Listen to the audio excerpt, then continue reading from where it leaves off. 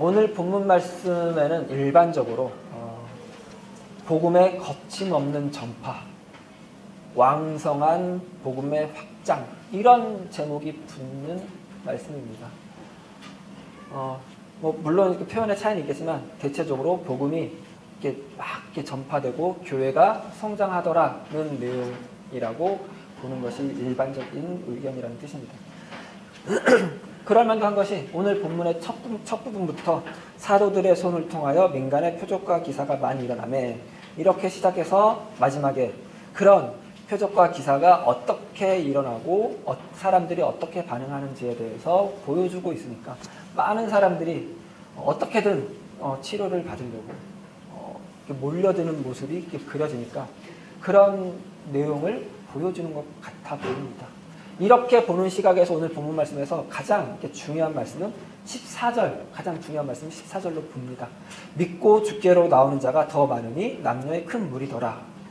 그러니까 많은 사람들이 더 많이 믿고 이 무리에 합류했다는 것처럼 보이니까 이 말씀을 중심으로 해서 전후로는 이 교회가 확장되는 과정, 복음이 전파되는 모습을 묘사한 것처럼 보기가 쉽습니다. 그런데 문제는 이렇게만 보면은 이 구조 안에서, 이 흐름 안에서, 이 시각 안에서 뭔가 어울리지 않는, 이 시각에, 이 구조에 녹아들지 않는 표현이 하나가 있는 것을 알 수가 있는데요. 13절입니다. 13절 한번 같이 읽어볼까요? 그 나머지는 감히 그들과 상종하는 사람이 없으나 백성이 친송하더라. 심지어는 지금 우리가 읽은 23절 안에서도 어떤 모순이, 어떤 충돌이 있습니다. 그 나머지는, 그러니까 12절에서 말하는 마음을 같이하여 모이는 사람들 아닌 사람들, 그러니까 믿는 사람들이 아닌 사람들이죠. 그 나머지는 감히 그들과, 이 그들은 믿는 사람들, 모이는 사람들이죠. 그들과 상종하는 사람이 없으나 백성이 칭송하더라. 이때 백성은 이 13절 맨 앞에 있는 그 나머지와 같은 사람들입니다. 그러니까 믿는 사람들을 제외한 사람들이, 백성들이, 그 나머지가 믿는 사람들과 감히 상종하지를 않았는데, 그런데 이들을 칭송은 하더라. 이게 말이 되지가 않죠. 그렇죠? 우리가 알고 있는 상종하지 못하더라, 이 말은 이런 거죠. 이거 상종하지 못할 놈일세 같은 거 맞죠? 그렇죠? 근데 그 상종하지 못할 놈을 칭송할 수 있어요, 없어요? 칭송할 만한 게 아니니까 상종하지 않는 거죠. 그런데 오늘 이 13절은 이렇게 말이 안 되는, 서로 맞지 않는 말이 배열이 되어 있습니다. 그래서 오늘 본문 말씀을 복음의 거침없는 전파, 확장, 교회의 성장, 이런 시각으로 보는 입장에서는 그 나머지는 감히 그들과 상종하는 사람이 없으나를 어떻게 해석을 하냐면요, 지난주에 나왔던 아나니아와 삽비라의 사건을 이렇게 연결시킵니다. 교회에서 믿는 그 무리에서 누가 한순간에 잘못을 했더니 그냥 푹 갔다. 얼마나 무섭냐. 이 사람들이 말하는 하나님 완전 무서운 신 아니냐. 이런데 함부로 갔다가 나도 죽으면 어떡하냐. 그래서 상종을 안 하는 것처럼 이렇게 해석을 합니다. 그런데 이게 또 교회 입장에서는 어떤 교회의 성장을 가로막는 요소가 어떤 식으로든 이렇게 사라진 거죠. 그러니까 죄와 악이 제거가 된 것이죠. 그래서 교회가 이제 성장할 수 있는 그 길에 들어섰는데, 그게 오늘 본문에서 나타난 것이다 라고 이제 말을 하는 것인데요. 그러나 이 해석이 아니라고 해야 되는 것은 이미 우리는 2000년이 되는 교회사를 이렇게 알고 있습니다. 이 2000년 교회사에서 우리가 이미 확인한 바는 그 어떤 교회도 그러니까 처음에 설립이 돼서 그 어떤 교회도 영원한 교회가 없다입니다. 그 교회는, 사라진 교회들은 왜 사라졌을까요? 오늘 본문을 그런 시각으로 보는 논리라면은 죄 때문이겠죠. 그런데 그 많은 사라진 교회 중에 오늘 본문에 나오는, 우리가 계속해서 사도행전 초반에 살펴본 이 초대교회, 베드로가 함께 속해 있는 이 초대교회도 사라졌죠. 이 초대교회는 왜 사라졌을까요? 그 정치적인 문제, 국가 간의 분쟁의 문제 때문일 것입니다. 가장 직접적으로는 70년에 로마에 의해서 예루살렘이 완전히 파괴되었는데요. 그때 더 이상 예루살렘에 모일 수 없어서 이 믿는 신앙 공동체가 뿔뿔이 흩어질 수밖에 없었죠. 그래서 교회가 사라졌다. 그러니까 어느 누구도 그 교회가 사라진 것에 대해서 그 교회가 가지고 있는 어떤 죄 때문일 거야, 그 교회 누군가 구성원 중에 죄가 있어서 교회가 사라진 거야 라고는 말하지 않는다는 것이죠. 그러면 그 논리가 오늘 본문에 적용이 되면 아나니아와 삽비라의 죄가 제거되자 교회가 성장했다고 보는 것은 모순이라는 거죠. 이해가 되시겠어요? 그러니까 그런 논리로 오늘 본문을 보면 안 된다는 것입니다. 그리고 그런 시각에서 오늘 본문을 봤을 때 가장 매혹적인 거는 베드로가 가진 능력입니다. 베드로가 가진 치유의 능력. 어떤 면에서는 예수님보다 더 대단한 것 같아요. 왜냐하면 예수님은 사람들이 어떻게 해서든 옷자락이라도 만지려고 했어요. 옷자락이라도 만져서 나음을 받고자 해서 만지려고 했다고요. 그런데 베드로는 어때요? 옷자락을 만지는 정도가 아니라 그림자라도 덮으려고 애를 썼다고요. 그러니까 예수님보다 한 끗 높은 것 같죠. 그림자에 덮였더니 누가 나았던 경험이 있으니까 그 말이 전파가 돼서 그림자에라도 덮이려고 어떻게든 노력을 했다는 거죠. 그런데 베드로의 능력이 예수님보다 뛰어나요? 그건 아니죠. 그런 문제로 오늘 본문에서 이 베드로의 능력을 과시하려고 소개하려고 한 건 적어도 아니겠죠. 그런데 우리는 이 베드로의 능력을 우리도 갖고 싶어하는 마음이 계속 있어요. 치유의 능력 가지는 것이 믿음이 성장한 증거라고 생각해서 어떻게든 이 치유의 능력 달라고, 어떻게든 이 치유의 능력 갖겠다고 애를 썼던 역사들이 있습니다. 우리 한국교회에서도 어느 시점에 그런 때가 있었어요. 저도 제가 젊은 시절에 그랬던 적이 있습니다. 물론 그게 나쁜 건 아닌데, 그러나 그거는 어찌 보면 대단히 신앙을 좁게 보기 때문에 나오는 태도라고. 그건 어떤 거냐면은 베드로도 하나님 앞에서 나랑 다를 바 없는 사람 아니냐, 베드로가 가졌으면 나도 그런 능력 가지는 거 당연한 거 아니냐는 생각인데, 그건 민주주의 시대를 사는 우리가 가질 법한, 민주주의 시대에 사는 사람이 가질 법한 편견입니다. 오해입니다. 베드로가 살았던 그 시대가 가진 어떤 특수성이 베드로를 통하여 이런 기사와 이적을 일어나게 한 것인데, 그걸 바라보기보다는 그냥 베드로가 가진 그 능력 그 자체에 집중하고 그걸 우리도 갖기를 원하는 거죠. 그러니까 오늘 본문을 보면서는 교회의 성장, 베드로가 가진 능력, 이거에만 집중하게 된다는 거죠. 이거에만 집중하는데 이거는 쉽게 일어나는 일이 아니죠. 교회사를 통해서 많이 이렇게 보여지는 일이죠. 그러면 자꾸 어떻게 되냐면은 아직 나한테 혹은 아직 우리에게 해결되지 않은 죄의 문제가 있는가로 자꾸 돌아간다는 거죠. 자꾸 과거만 돌아보게 만드는 거예요. 앞으로 나가지 못하고 자꾸 과거의 우리만 보는 거죠. 그런데 다만 내 능력이 안 되는 것만 가지고는, 그런 것만면 괜찮은데 문제는 공동체일 때문이죠. 나는 괜찮은 것 같은데, 나는 더 이상 문제가 없는 것 같은데 우리 교회가 성장을 안 해? 그러면 다른 누군가? 이렇게 되기가 쉽다는 거죠. 그건 문제예요. 그건 교회가 아니죠. 오늘 본문 말씀은 그런 걸 보라는 말씀이 아니에요. 오늘 본문 말씀은 지난주까지 계속 이렇게 만들어져 왔던 긴장과 앞으로 펼쳐질 큰 환난 사이에서 어떤 그 긴장을 이어나가고, 그게 어떤 앞으로 갈등을 빚어내는지, 갈등을 이렇게 내포하고 있는지를 설명하고 있는 본문입니다. 동시에 예수 그리스도를 믿는 사람들이 그들이 살아가는 인생, 그들이 해나가는 신앙생활은 좋은 때, 나쁜 때, 좋은 때, 나쁜 때가 파편적으로 서로 상관없이 분리된 채로 불연속해서 이렇게 배치된 것이 아니라, 그래서 나쁜 때는 죄의 문제를 해결해서 지워내야 되는, 없애버려야 되는 그런 것이 아니라 하나의 연속성을 가지고 하나의 방향을 가지고 나아가는 것이라고 보여주는 말씀이기도 합니다.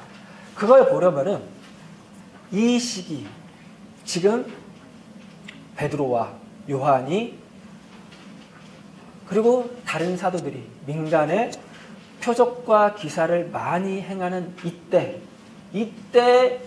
유대 땅에 살고 있던 유대인들이 어떤 마음으로 살았는지, 그들의 가장 큰 관심사가 무엇이었는지 아는 것이 필요한데요. 그 관심사가 생기게 만든 원인은 다니엘서 9장에 있습니다.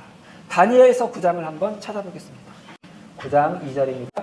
곧 그 통치 원년에 나 다니엘이 책을 통하여 여호와께서 말씀으로 선지자 예레미야에게 알려주신 그 연수를 깨달았나니 곧 예루살렘의 황폐함이 70년 만에 그치리라 하신 것이니라. 기원전 586년에 유대가 바빌론에게 완전히 멸망했습니다. 예루살렘 성전이 완전히 파괴되었고 예루살렘에 거주하던 유대인들이 바벨론으로 또 여러 곳으로 포로로 끌려갔습니다. 그 중에 다니엘도 이 포로 가운데 한 명인데 학식이 뛰어나서 큰 지위에 오른 사람입니다. 그런데 어느 날 다니엘이 성경을 보다가 예레미야서를 읽다가 예루살렘의 황폐함이 70년 만에 그치리라 하는 구절을 봤는데 하나님이 우리를 완전히 버리지 않으셨구나 하는 것을 이제 보고 기도하고 그 하나님의 자비를 구하는 기도를 계속 하는 중에 이 70년에 관한 깨달음을 얻었습니다. 이게 뭐냐면 70년 후에 그 포로로 끌려갔던 사람들 중에 일부가 예루살렘으로 돌아와서 예루살렘을 재건하기는 했습니다. 그러나 여전히 이 예루살렘에 있는 공동체는 여전히 이 바벨론의 뒤를 이은 페르시아의 속국으로 살고 있는 형편이었습니다. 그러니까 예루살렘의 황폐함이 완전히 그쳤다고 보기는 힘든데 그럼 이 말씀은 뭡니까? 하고 질문을 한 거죠. 그랬더니 하나님이 다니엘에게 이 70년에 대한 비밀을 알려주셨는데 그게 24절부터 26절 사이에 있는 말씀으로 나타났습니다. 주셨습니다.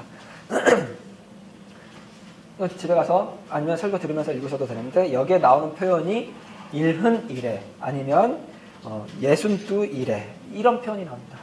이래 그러면 7이죠. 7. 근데 이게 7일일 수도 있고 7주일 수도 있고 7년일 수도 있습니다. 그런데 이제 대체적으로 7년으로 잡고 일은 이래. 그러니까 7년이 70번이니까 490년이죠. 그러니까 다니엘이 이 말씀을 받은 때로부터 490년 정도가 흐르면은 메시아가 올 것이다 라고 이제 해석을 하게 된 것이죠. 이때로부터 490년이 흐른 어느쯤, 그러니까 다시 사도행전 본문으로 돌아와서 지금 이 베드로가 사는 시대의 유대인들, 그 시점으로부터 약 한 130여 년 전부터, 그리고 베드로가 이 사도행전 이 시점에 한 50년 후까지, 그러니까 대략 한 200년의 기간 동안 지금 이때가 이 다니엘서에 게시된 그때가 아닌가라는 생각을 유대인들이 계속해서 하면서 살았습니다. 곧 메시아가 올 것이다. 이제 메시아가 올 때가 되었다. 메시아가 와서 우리 국권을 회복할 때가 되었다는 것이죠. 왜냐하면 그 200년 기간은 여전히 이방 세력의 압제하에 있는 때였기 때문입니다. 알렉산더 대제가 온 땅을 다 헬라 제국으로 만들었고 알렉산더가 죽은 후에는 셀레우코스 왕조가 그 땅을 지배했고 그 후에는 로마가 이 땅을 계속해서 지배하는 상태이기 때문입니다. 여전히 메시아가 필요한 때이고 그런데 메시아가 오겠다고 한 때가 요 때인 것 같으니까 유대인들의 초미의 관심사는 최대 관심사는 메시아가 언제 누가 그런 생각뿐이었을 것입니다.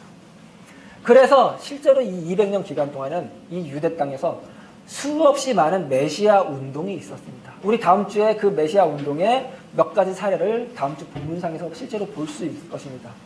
대체적으로 그 메시아 운동은 정치적인 독립을 위해서 행해지는 군사행동의 형태로 이루어졌고, 또 하나의 형태는 새로운 언약 공동체를 만들어 모이는 것으로 이루어졌습니다.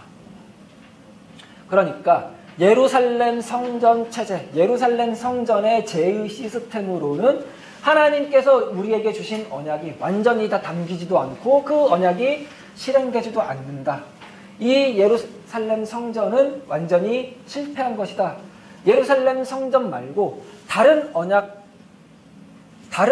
언약과 그 언약을 받아내는 공동체가 필요하다는 선언으로 그런 공동체들이 여기저기 생겼었는데, 가장 대표적인 공동체는 사해 북서쪽에 위치한 사해동굴 혹은 쿰란 동굴이라고 하는 곳에서 모여서 집단 생활을 했던 쿰란 공동체입니다. 에세네파가 그들일 것이라고 하고, 복음서 초반에 나오는 세례요한이 그 에세네파의 일원일 것이라고 많이 추정을 하고 있습니다. 이 사람들은 빛의 교사의 지도를 받아 빛의 교사의 가르친 대로 모든 것을 다 버리고 모여서 모든 사유재산을 부정하면서 함께 공동체 생활을 했습니다. 예루살렘 성전의 부적격함을 이야기하면서 거기 모여서 집단 생활을 한 것이죠. 예루살렘 성전은 유대 실세들이 모인 곳이라는 거죠. 유대 실세들의 입장에서 그 쿰란 공동체, 에세네파가 하는 짓이 좋아 보이지는 않았겠죠. 그들을 부정하는 자들이니까. 그러나 그들 입장에서 에세네파는, 쿰란 공동체는 사실 내버려둬도 별 상관이 없는 자들이었습니다. 왜냐하면 이들은 예루살렘에서 직접적인 거리가 그렇게 멀지는 않지만 그래도 일반적으로 사람들이 별로 가지 않는 유다 광야에 위치한 가파른 절벽에 있는 동굴에서 모여서 생활하는 자들입니다. 말 그대로 세상을 등지고 유리던 곳에서 집단 생활하는 자들일 뿐이기 때문입니다. 그들이 뭐라 한들 내버려 두면 그만입니다. 그들은 그냥 지들끼리 거기서 외치는 자들이기 때문이죠. 그런데 문제는 예수가 부활했다고 주장하는 자들, 그 예수 안에 부활이 있다고 주장하는 자들, 그 예수가 메시아라고 그리스도라고 주장하는 자들은 다릅니다. 이들은 그들의 본거지나 다름없는 그들의 출신지인 갈릴리로 돌아가지도 않고 계속 예루살렘에 남아서 성전에 모입니다. 그 12절 말미에 보면 이렇게 표현이 되어 있죠. 다 마음을 같이하여 솔로몬 행각에 모이고, 솔로몬 행각은 성전 한 곳에 있는 넓은 터입니다. 그런데 다 마음을 같이하여 그 성전에 모이는 거죠. 이 다 마음을 같이하여라는 표현은 사도행전에 꽤 여러 번 등장하는데 공통적으로 어떤 상대 세력에 대항하는 상황에서 마음을 같이할 때 쓰는 표현입니다. 그러니까 이 다 마음을 같이하여 솔로몬 행각에 모이는 것은, 솔로몬 행각에 모이는 것이 썩 마음 편하지는 않지만, 썩 바람직하지는 않지만, 혹은 안전하지는 않지만, 그래도 여기서 모이는 것이 의미가 있고 중요하니까 마음을 같이하여 모이는 것입니다. 왜요? 이 성전은 유대 권세자들의 본진이기 때문입니다. 본거지이기 때문입니다. 여기 모여서 새로운 언약 공동체가 있다고 말하는 것은 그 성전 시스템과 그 시스템을 쥐고 있는 권세자들의 그 권력이 부정함을, 불의함을 선포하는 것이나 다름없기 때문입니다. 어떤 면에서 목숨을 감수한, 목숨을 각오한 일이죠. 목숨을 건 일이죠. 그래서 이 사람들, 마음을 같이하여 솔로몬 행각에 모인 사람들이 아닌 사람들은 이들을 상종할 수가 없었던 겁니다. 왜냐하면 자기들은 목숨을 같이 걸 수가 없기 때문이죠. 그래서 또 한편으론 이들을 칭송한 것입니다. 왜냐하면 이들은 저 성전이 잘못되었다. 이 성전을 지고 있는 자들이 잘못하고 있다. 그 성전을 부정했던 SNF파와는 다르기 때문입니다. 성전의 잘못을 지적하면서 저 먼 광야로 도망가서 지들끼리 뭐 잘났다고 하는 것들이랑은 이 예수를 말하는 자들은 완전히 다르죠.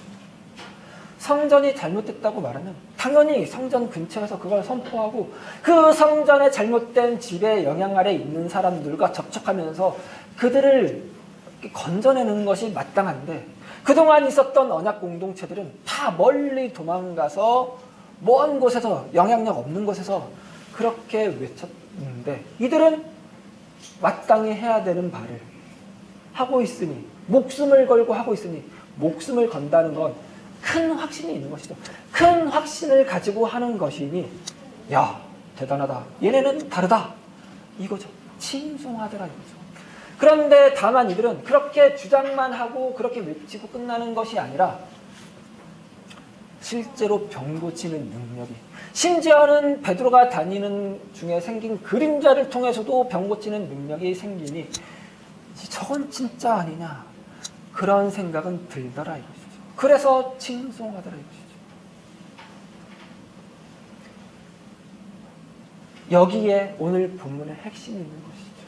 바로 이 지점에 베드로와 요한과 다른 사도들을 통하여 펼쳐지는 표적과 기사, 병고침이 있습니다. 옛 시대의 권세자들이 여전히 그 권세를 부리는 그 상황과 그 장소와 새 시대가 도래했다고 주장하는 이 성전은 하나님이 새로운 언약을 쓰셔야 될 곳이라고 주장하는 이들이 겹쳐 있죠. 시기적으로도 장소적으로도 겹쳐 있죠. 분쟁 지역입니다. 서로 자기 것이라고 주장하는 분쟁 지역입니다. 분쟁의 시기입니다. 여기에 하나님이 역사하셔서 병고침의 은사가 폭발적으로 일어난 것이죠. 왜 우리는 안 주시는가? 왜 나는 이렇게 달라고 며칠 금식했는데도 그 은사 안 주시는가? 그럴 일이 아니라는 거죠. 사도행전에서 표적과 기사 나오면은 어떤 단어를 떠올리라고 했는지 혹시 기억하시나요? 몇 주 전에 했죠. 이정표. 이건 언제나 이정표입니다. 이정표. 이정표는 드문드문 길을 잃어버릴 것 같은 곳에 그렇게 필요한 것이라고 했죠. 이정표가 가는 내내 이정표가 있으면 안 돼요. 하나님이 살아계시며 하나님이 온 우주의 온 우주의 창조주시라는 것도 우리의 마음 같아서는 누구나 다 알 수 있는 방법으로, 언제든 알 수 있는 방법으로 있으면 좋겠죠. 드러나면 좋겠죠. 그러나 하나님은 그렇게 하지 않으세요. 그것도 한 이정표를 세우듯이 드문드문 하신다. 하나님이 천지에, 이 하늘에 큰 현수막, 누구나 다 볼 수 있는 현수막 걸어놓지 않는다고요. 나는 여호와 하나님이다. 살아있다. 내가 이 우주 다 만들었다. 이렇게 써놓지 않았다고요. 그게 항상 있는 하늘이라고 생각해 보세요. 하늘 쳐다보고 싶겠어요? 그런 하늘이라면 무섭죠. 이정표가 그렇게 드물게 있어요. 그러면서 동시에 우리가 꼭 기억해야 되는 것은 이 복음이 왕성하게 전파되는 것 같은 이 모습이 사실은 아주 좋은 때는 아니라는 것이죠. 긴장이 있는 때요. 갈등이 여전히 있는 때요. 그리스도인의 신앙생활은 나쁜 때를 완전히 죄 문제를 해결해서 완전히 없애버리고 늘 좋은 때로 만들어야 되는 게 기독교인의, 그리스도인의 신앙생활인 것이 아니라 늘 긴장과 갈등 속에 있는 거예요. 지금 이 초대교회 성도들이 긴장과 갈등 속에서 뭔가를 감수하고 각오하고 성전에 다 마음을 같이하여 모이는 것처럼, 그게 우리 그리스도인의 신앙생활이라고. 그러니까 지금 내 생활 왜 이래? 왜 정체된 것 같아? 왜 안 좋은 일이 생기지? 그럴 때 오해하지 마시라고요. 착각하지 마시라고요. 나한테 아직 해결하지 못한 죄 문제가 있나? 그러지 말자고요. 자꾸 과거를 돌아보지 말자고요. 우리는 그냥 앞으로 나가면 돼요. 왜요? 하나님이 우리와 함께 하십니까? 하나님이 예수 그리스도를 통해서 주신 새 시대, 예수 그리스도의 십자가를 통해 보여주신 새 시대, 저주도 축복이 되고 죽음도 생명이 되는 새 시대를 열었다고 선포하셨습니다. 큰 이정표를 이 초대교회를 통해서 세워주셨습니까? 그러니까 자꾸 도덕적으로 윤리적으로 무흠해야 된다고 생각하고 돌아보면서 주춤하지 말자고요. 계속해서 감수하고 각오하고 살아나가는 거예요. 그게 우리가 해야 되는 일이에요. 새해가 시작한 지 일주일이 지났는데 새해 시작하면서 가졌던 각오, 다짐, 일주일이면 사라지기 충분했죠. 다시 다짐하고 가자. 자꾸 주춤하지 말고 물러서지 말고 양보하지 말고 핑계대지 말고 나가자고요. 그런 것 좀 아무것도 아니라고요. 그러면서 초대교회 성도들도 살아나갔던 것처럼 우리도 그렇게 살아나가자. 하나님이 우리를 향해서 가진 그 계획을 보면서 나가자고요. 하나님을 향해서 가진 가장 큰 계획이 뭐라고요? 우리 가장 첫 번째, 우리 가족에게 멋진 나, 잘하는 나, 좋은 나, 선량한 나, 그리고 내 이웃에게, 내 친구에게, 내 동료에게 그렇게 나가는 거예요. 어려운 문제인 거 아닙니다. 저도 어렵습니다. 죽겠습니다. 그게 인생이에요. 신앙생활이에요. 그거 함께 하자고, 나가자고 하나님이 계속해서 말씀하시니까 포기하지 마시고 외면하지 마시고 핑계대지 마시고 계속해서 한 걸음 한 걸음 한 걸음 내딛는 우리 성도님들 되시기 바랍니다. 기도하시겠습니다. 하나님 감사합니다. 우리의 신앙생활이, 우리의 인생이 늘 번성하고 번영하고 확장되고 성공하고 그렇게 좋은 때만 있으면 좋겠지만 하나님은 우리 인생을 그렇게 계획하고 그렇게 설계하지 않으셨음을 다시 한번 배웁니다. 주의 믿는 자들이, 주의 신앙 공동체가 늘 긴장과 갈등 위에서 살았고 그 긴장과 갈등에서 그 어려움과 그 위협 속에서 각오하고 감수하며 살아나갔다는 것, 그래도 함께 모였다는 것, 오늘 말씀을 통해서 배웁니다. 그리고 그렇게 나아갈 때 하나님께서 새 시대를 열어주셨다고 확증할 만한 간섭을 주셨음을 또 배웁니다. 하나님, 우리가 그렇게 나갈 때 하나님께서 큰 기적을 베푸시고 큰 신비를 베푸실 것을 믿습니다. 그런데 그 큰 기적과 신비가 이미 나를 통해서, 내 인생을 통해서 이루어졌음을 고백합니다. 내가 하나님을 사랑하고 내가 하나님을 예배하고 하나님께 감사한다고 말을 하고 있으니, 이 자리에 나와서 하나님을 예배하고 있으니 얼마나 큰 기적이며 얼마나 큰 신비입니까? 이렇게 우리가 함께 고백하며 나아갑니다. 이 고백처럼 우리의 인생을, 남은 인생을 그렇게 하나님을 의지하며 신뢰하며 그 기적과 신비를 바라며 살아나가는 우리가 되게 하여 주시옵소서. 특별히 우리 가족에게, 우리 친지에게, 우리 가까운 사람들에게 멋진 사람, 좋은 사람, 넉넉한 사람이 되고자 다짐하며 또 한 걸음 나아갈 수 있는 우리 각 개인이 되게 도와주시옵소서. 감사드리며 예수님 이름으로 기도드렸습니다. 아멘.